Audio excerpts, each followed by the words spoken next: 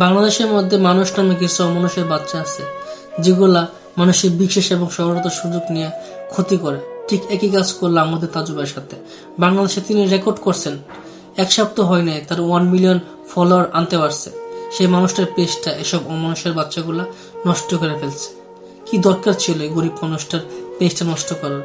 আমি গত একটা ভিডিওতে আমি দিছিলাম যে তাজু ভাই এসব সাংবাদিক গুলাকে আপনার কাছে বিড়াইতে দিবেন না, দেখবেন আপনার বড় ধরনের একটা ক্ষতি করে দিব।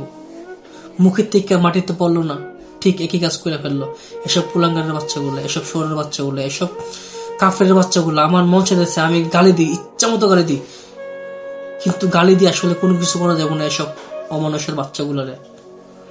এসব অমানুষের বাচ্চাগুলা বাংলাদেশের মধ্যে আস্তে আস্তে আস্তে আস্তে এত এত বাইরে গেছে বলার বাইরে। খালি গরিব মানুষের হকমায় রাখা। হে বেড়ে বড় লোক মানুষ দেওয়া না, হ্যাঁ যেগুলা মানুষের সবকিছু খাইলা চুষা রক্ত খাইলা, এই মানুষগুলা তারা সব করে না।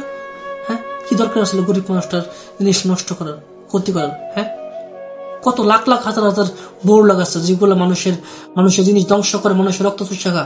এই মানুষগুলা দেখতে পাচ্ছ তারা? হ্যাঁ, কি দরকার ছিল তাজুবের মতো তো সরস সোজা মানুষটাকে তোরা ক্ষতি করলি? সে কি করছিল? হ্যাঁ, সে কি করছিল? সে গ্রামের সব সমস্যা আছে সবগুলা ফেসবুকের মধ্যে ভিডিও কইটা দূরে ধরত।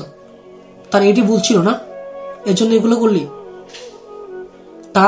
তার যত কিছু করছে সবগুলো তার কাছের মানুষ করছে, আমি গ্যারান্টি।